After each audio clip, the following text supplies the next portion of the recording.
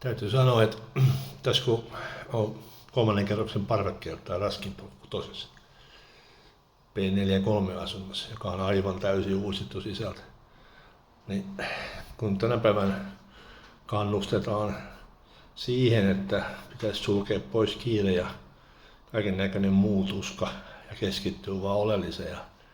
Tämä maisema on semmoinen, kun tähän laittaisi tuoli, niin ei tässä tarvitse mitään muuta kuin katsella näitä kaunista pihamaita ja mäntymetsää. Syksy tulee tuolta vauhdilla. Sitten kun tässä asunnossa on muutenkin, tämä on ihan niin kuin täällä ei ole kukka koskaan asunut tämän remontin jälkeen. Täällä on tosi kaunista. Liiditä on täysin odottaa uusia omistajia, vaan pääsisivät asumaan. Kaikki huoneet on vimpasen päällä siistejä.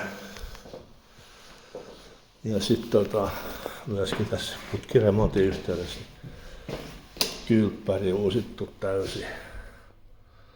Ketään on mennessä, ei ole kukaan käynyt räpimässä ja liikkaamassa tätä. Ja sitten on uusi keittiö.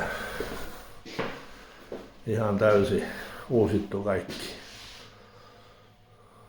Kesällä ollessa koko ajan. Ja sitten on vielä isot ikkunat ulos ja täällä on vaikka mukulat tuolla leikkimässä tuossa pihalla, niin täältä pystyy vähän katselemaan.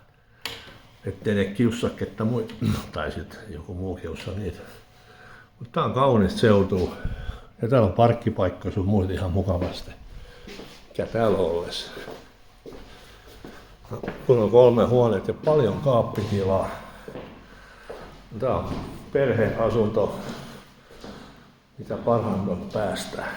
Et kyllä mä niinku suosittelisin tuomaan katsomaan tätä ja ottaa minun yhteyden, niin käydään katsomassa.